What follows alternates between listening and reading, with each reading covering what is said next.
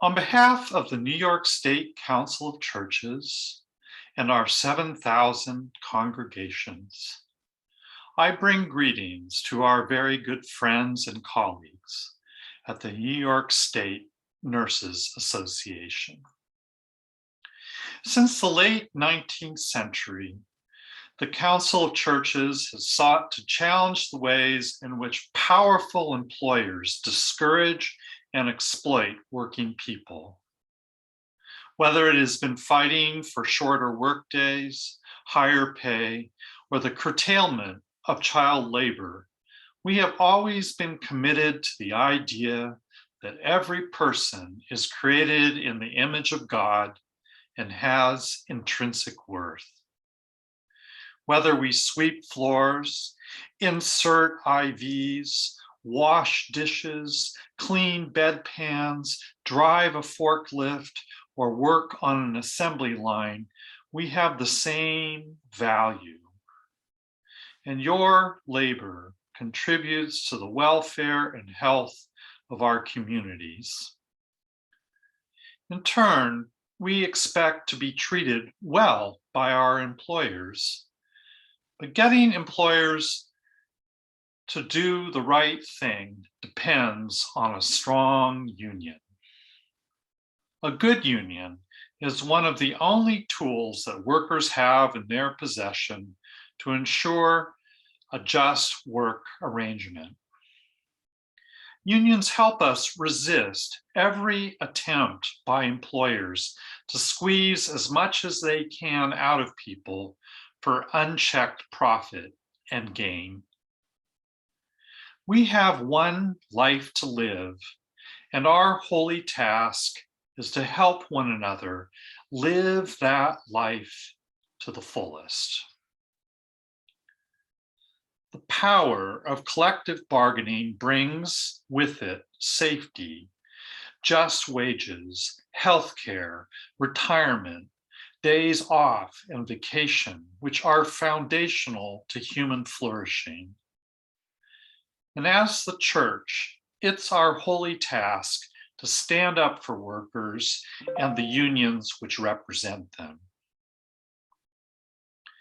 Standing on the shoulders of workers who have struggled in centuries past, we were pleased to join the epic struggle of Albany Medical Center's nurses to form a union and then secure a contract after a 3-year struggle.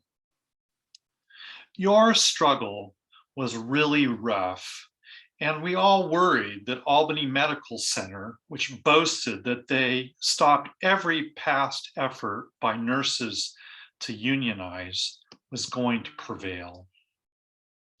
The hypocrisy was immense.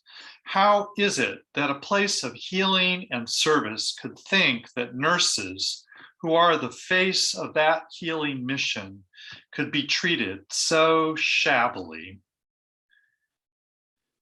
Shabbily actually was the word I used to describe Albany Medical Center's treatment of you, which apparently caused enough offense that the president and CEO called me up a couple years ago to protest and question how a man of the cloth could use such swear words like shabbily to describe his hospital's treatment of its nurses.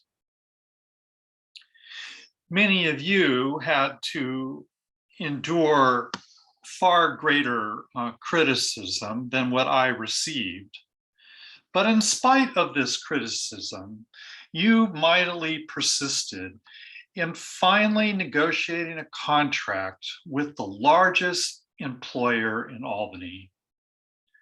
It was a very sweet win, and in your struggle, the Council of Churches was pleased to offer the nurses at Albany Medical Center, along with the nurses at Bellevue Hospital Women's Center and Ellis Hospital, our Social Justice Award.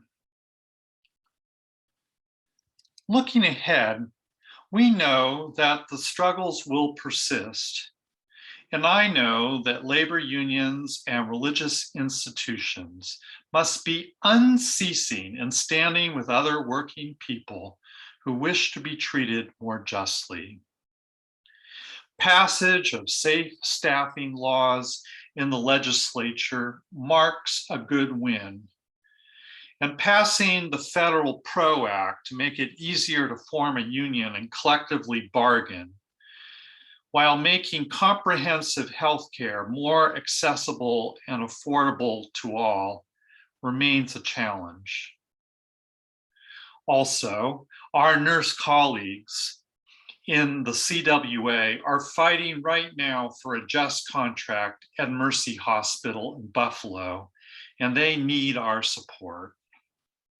And other workers at Albany Medical Center and many other hospitals and healthcare facilities who clean the bathrooms and prepare the food need a much better shake. And all those home health aides and childcare workers, many of whom take care of your parents and your children, need our witness and the passage of the Build Back Better Act. So we give thanks for all that you have accomplished, and may it energize all of us to struggle on to create a more just New York State for all people. We are all in this together.